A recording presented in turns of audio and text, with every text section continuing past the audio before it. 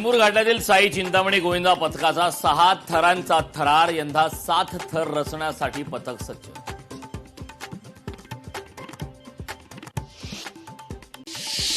Boisar railway स्थानकावरील खाद्य विक्रेत्यांवर रेल्वे प्रशासनाची कारवाई. वर्तमानपत्रात खाद्यपदार्थ वितरित केल्याने दोन्ही स्टॉल सील.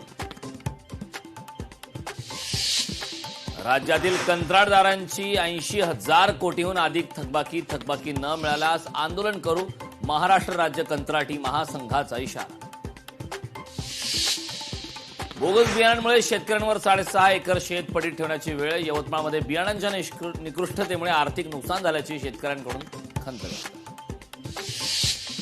सिंधुदुर्गात विक्रमी प्रतिसादाने इन्सुली रानभाज्या महोत्सव गाजला. यावेळी महोत्सवात रानभाज्या तसेच विविध पारंपरिक पाककृतीचं दर्शन.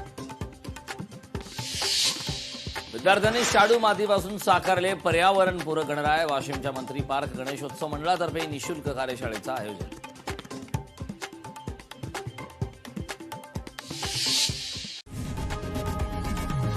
लोकशाही मराठी ऐका, पहा, जागरूक रहा.